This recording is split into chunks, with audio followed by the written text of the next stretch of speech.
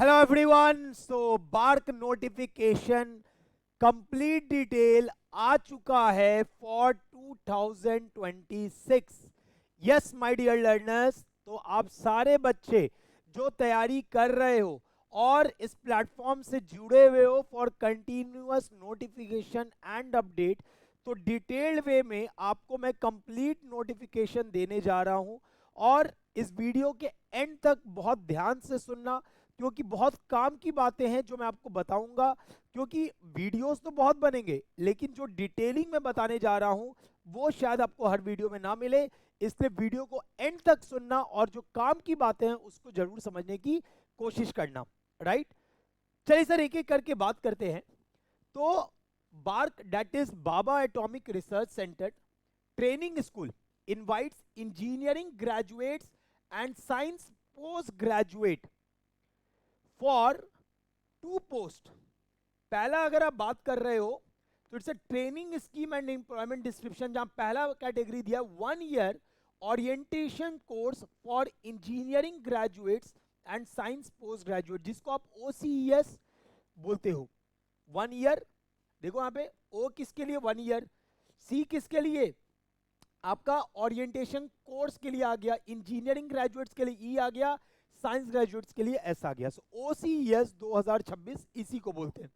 अब मेरे दोस्त, आप जब सेलेक्ट होते हो तो 1 ईयर का ट्रेनिंग प्रोग्राम आप एज अ TSO लेते हो, and after 1 year depending on your performance आपको पोस्ट कर दिया जाता है as a scientific officer in one of the following programme, that is BARC जो मुंबई में स्थित है, then Indira Gandhi centre for atomics research जो कलपक्कम में, Raja Ramanna centre for the advance technology Indore, and so on. बहुत सारे डिटेल आपको दिया हुआ है, कंप्लीट PDF आपको मिल जाएगा।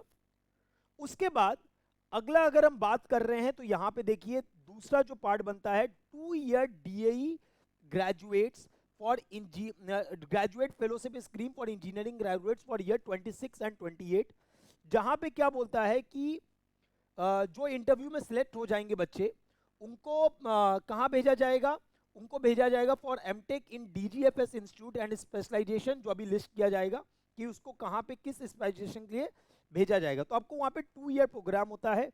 अब यहाँ पे अगर हम फर्दर बात कर रहे हैं, यहाँ पे अगर हम फर्दर बात कर रहे हैं तो स्टाइपेंड क्या रहेगा, अलाउंसेस क्या रहेगा, वो भी बात कर लेते हैं। तो ड्यूरिंग ट्रेनिंग आपको जो बच्चे OCS में जाएंगे as a TSO and DGFS fellows are paid a stipend of 74,000 per month, और additionally you will be, जो बच्चे OCS में जाएंगे as a TSO, they will pay they will get the additional 30,000 as a book allowances, ताकि आप book purchase करके पढ़ सके। DGFS fellows are reimbursed the tuition fee for MTech program, one time contingency grant of 60,000 per annum for 2 years। ठीक है, per annum 60,000 है, 2 साल के लिए आपको ये पे किया जाएगा। एंड ऑल्सो पेड, समझना बात, to meet the MTech project related expense along with the additional funding up to 4 lakh rupees. भैया 4 लाख की फंडिंग गवर्नमेंट आपको कर रही होगी आपके प्रोजेक्ट के लिए। राइट, तो ये सारा चीज यहाँ पे स्टाइपेंड के बारे में दिया हुआ है। ठीक है, grade pay once you have been selected, इनके जो प्रोसेस हैं, इनके प्रोसेस करने के बाद अगर आप सिलेक्ट हो जाते हो तो आपको ये पोस्ट करते हैं as a scientist, scientific officer in the group A. अब ग्रुप पे आप जान रहे हो वहां बेसिक पे क्या होता है, 56,000 per month, that's a basic पे। और अगर आप सारे अलाउंसेस सब मिला के बात करते हो तो 1,35,000 आपका पर मंथ का बन रहा होता है, which is a handsome amount. ठीक है, और आपको बहुत सारे फायदे मिलते हैं। फायदे किस सेंस में हम बात कर रहे हैं, फायदे का सेंस हम बात कर रहे हैं कि आपको जितने भी आपके HRA है, DA है, जितने भी आपके ट्रैवल कॉस्ट है, सब कुछ यहाँ पे देखा जाता है। ठीक है, तो ये अब आते हैं सिलेक्शन प्रोसेस के बारे में। तो आपका इंटरव्यू 2 चीज को देखते हुए हो सकता है, या तो आप सिर्फ इनका एग्जाम दे सकते हो, या तो आप गेट दे सकते हो, या तो दोनों दे सकते हो। यहां पे देखो एक बात बहुत साफ बोला है कि या तो इनका खुद का ऑनलाइन स्क्रीनिंग एग्जाम होगा, या तो आप गेट के थ्रू जा सकते हो। लेकिन यहां पे एक बहुत क्लियर कट एक बात बोल दिया है, Cut-off gate score from screening into the selection interview will be decided only after online test is conducted, and candidates are therefore advised to maximize their chances of being screened into the selection interview stage by availing both the screening avenues. That means ये साफ साफ बोल रहा है कि आप बार का exam भी लिखिए और गेट भी लिखिए, और आपके चांसेस बढ़ जाएंगे अगर आप दोनों एग्जाम लिख रहे हो तो। आपके चांसेस बढ़ जाएंगे अगर आप दोनों एग्जाम लिख रहे हैं तो। कहने का मतलब है आप बार का पेपर भी भरें और गेट का पेपर भी भरें। गेट 2026 आप जरूर लिखिए और बार का पेपर भी भरिए, तो आपके चांसेस इंटरव्यू के लिए बढ़ जाएंगे। उसके बाद यहां पे स्क्रीन ऑन बाद आपका इंटरव्यू होगा, ठीक है। और क्या बोल रहा है, selected interviews of the shortlisted candidates in all the disciplines except geology and geophysics will be conducted at BARC training school Mumbai. आपका जो इंटरव्यू होगा वो एक ही ऑप्शन होगा, that is in the Mumbai, ठीक है। अब यहां पे अगला बात कर लेते हैं जो हमारे काम की बात है, that is for engineering disciplines. तो civil engineering, chemical engineering, computer engineering, computer science, electronics, electrical, instrumentation, mechanical, metallurgical, ये सब अप्लाई कर सकते हैं। अब दूसरा सवाल आता है यहाँ से बीटेक वाले से भी अप्लाई कर सकते हैं, तो नहीं। BTech, BE, BSc along with जो बच्चे 5 ईयर का प्रोग्राम लेके चले हैं, 5 ईयर का जो प्रोग्राम चलता है आपका एमटेक वाला, with a minimum 60% score. Minimum आपका स्कोर क्या मांग रहा है, 60%, तो आप यहां पे अप्लाई कर सकते हो। अगर यहां पे एक बात और बोला, those who have the qualifying degree in branches of aerospace, automobile, automotive and so on, ठीक है, बीएसएमएस सारा, तो दीज आर नॉट एलिजिबल, ये लोग एलिजिबल नहीं है। मतलब आपको स्पेसिफिक अगर मैकेनिकल है तो मैकेनिकल ही चाहिए, ऑटोमेटिव वाले अप्लाई नहीं कर सकते हैं। क्लियर है बात, बहुत क्लियर यहाँ पे बात बोला हुआ है। फिर फिजिक्स के बाकी के लिए तो आप देख सकते हो। अच्छा, अब अगला बात अगर हम करते हैं जो हमारे काम की बात है, that is maximum age and minimum age. तो maximum age for the unreserved category it is 26 years general category के लिए, ओबीसी नॉन क्रीमी लेयर के लिए वही 3 साल एक्स्ट्रा, एससी एसटी के लिए 5 साल एक्स्ट्रा। अगर आपके डिपेंडेंट्स हैं वो डाइड इन द राइट्स इन 1984 तो आपका 31 ईयर्स है। Person domiciled in Kashmir division in Jammu and Kashmir state from 1 जनवरी 1980 से 31 दिसंबर 1989, उनके लिए भी 31 ईयर्स है। Person with physical disability with the extent of disability 40% और more will be considered for age relaxation, will be permitted for the subs. यहाँ पे specific as नहीं बताया है, बस इतना बोला है एज रिलैक्सेशन, तो जनरली 10 ईयर्स होता है। इन जनरल अगर बात करें तो जिनका 40% है उससे ज्यादा होता है, उनको जो एज रिलैक्सेशन मिल रहा होता है दैट इज 40 ईयर्स। मतलब 10 ईयर्स, मतलब अगर आप 26 है तो 36 तक आप अप्लाई कर सकते हो। मिनिमम एज भी यहां बोला है कि 1 अगस्त 2026 तक अगर आपका मिनिमम एज 18 ईयर्स है तो आप अप्लाई कर सकते हैं, ठीक है, 18 ईयर्स एंड अबव तो आप अप्लाई कर सकते हैं। नेशनैलिटी एंड एवरीथिंग वो तो बहुत क्लियर है। अब यहां पे जो आपका payment application fee that is 500 for all the candidates in the general and OBC category. इसके अलावा अगर आप वुमेन कैंडिडेट हो, आप अगर एससी एसटी कैंडिडेट हो, आप अगर पीडब्ल्यूबीडी कैंडिडेट हो, ठीक है, अगर आप फर्दर डिफेंस में जैसे डिपेंडेंट्स वाला बात हमने बोला, तो इन सब के लिए कोई एप्लीकेशन फीस नहीं है। क्लियर बात।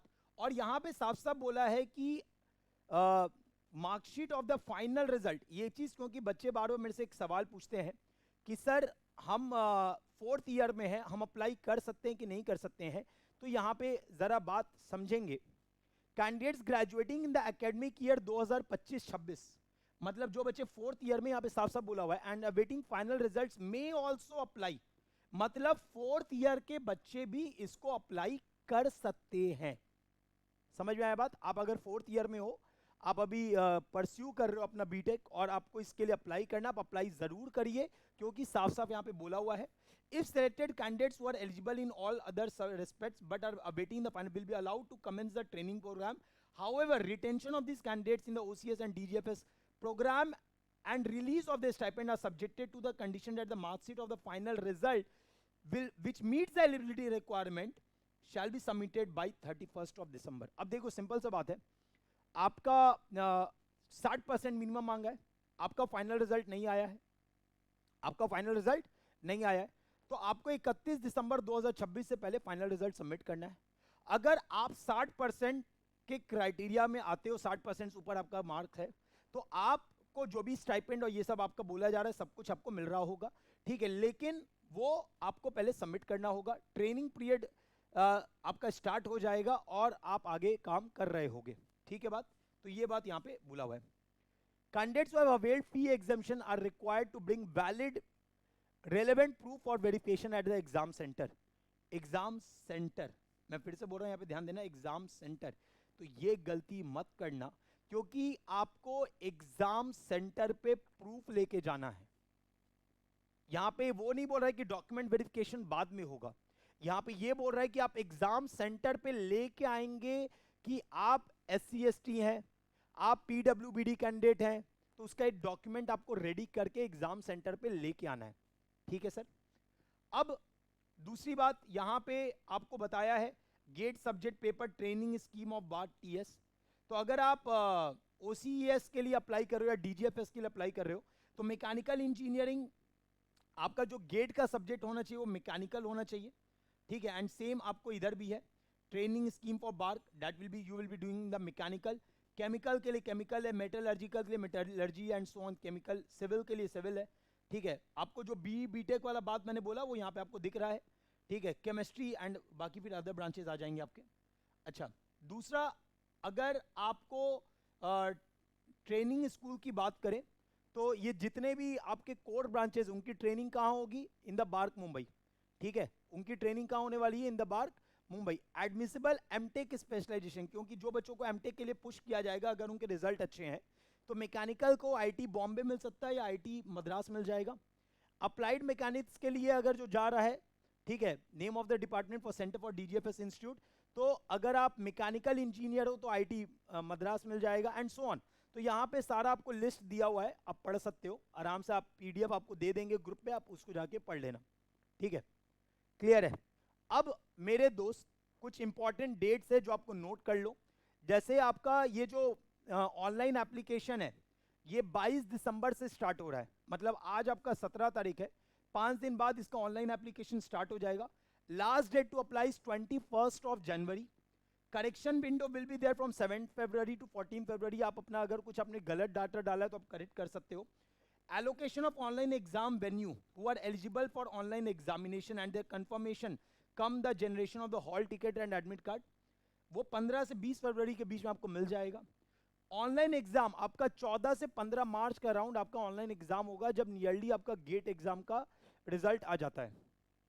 Candidates to upload their GATE score, आपको गेट स्कोर अपलोड करना है बिटवीन 26 मार्च टू 2 अप्रैल। तो मैंने पहले बोला आपको दोनों एग्जाम लिखना है, आपको इनका स्क्रीनिंग भी देना है और आपको इनका एग्जाम भी लिखना है, ताकि आपका चांसेस बढ़े। आप कोई एक करते हो चांसेस विल बी लेस, क्योंकि दोनों का अगर कंबाइंड आपका थोड़ा अच्छा हो गया तो चांसेस आपके ज्यादा हैं कि आपको इंटरव्यू के लिए कॉल आ जाएगा, ठीक है। Display of the shortlist candidate for the interview in the second week of April, April के सेकंड वीक में आपको इंटरव्यू का शॉर्टलिस्ट आ जाएगा, ठीक है। Availability based option to select interview slot for screening, आपको मतलब स्लॉट्स अवेलेबल करने के लिए 20 से 26 अप्रैल दिया जाएगा। इंटरव्यू आपका कब होगा? अराउंड मई के अराउंड होगा, मई और जून के बीच में हो जाएगा, ठीक है। Display of the list of candidates finally selected last week of June, मतलब जून के आखिरी वीक तक आपको ये आ जाएगा। Detail of MTech admission in the DGFS institute by selected OCS DGFS candidate desires will be in the first week of July. Declaration of the applicant selected for the DGFS in the second week of July। आपका medical होगा around July, first week of July से end of the July, and commencement of OCS programme by the 31 of July, मतलब जुलाई तक आपके हाथ में programme आपके हाथ में होगा। तो मेरे दोस्त यहाँ से थोड़ा मेहनत कर लीजिए, पढ़ाई कर लीजिए, बहुत अच्छी अपॉर्चुनिटी है, क्योंकि आप एक प्रीमियम इंस्टीट्यूट में एंटर कर सकते हो अगर आपने ढंग से पढ़ाई कर ली तो, ठीक है। So this the best part that you can do, this the best thing that you can do. So मेहनत करिए, हम आपके साथ खड़े हैं, जो आपको सपोर्ट चाहिए I will be providing you that support. You can contact me any time, my number is 8210570910। इसका डिटेल्ड PDF आपको ग्रुप्स में दे दिया जाएगा, टेलीग्राम एंड व्हाट्सएप ग्रुप जो हमारा बना हुआ है। साथ ही साथ आपको जो इसका लिंक है अप्लाई करने का, वंस इट इज कमिंग, आपको यहाँ पे नोटिफिकेशन मतलब डिस्क्रिप्शन में दिख जाएगा। तो पढ़ते रहिए, आगे बढ़ते रहिए और चैनल से जुड़े रहिए ताकि आपको कंटिन्यूअस नोटिफिकेशन, सटीक नोटिफिकेशन आपको दिया जाए। और मैं इस पे एक और सेशन लेके आऊंगा कि इसके लिए तैयारी कैसे करना है, इसके लिए आपको एफर्ट कैसे लगाना है ताकि आप पीछे ना रह जाओ बाकियों से, राइट?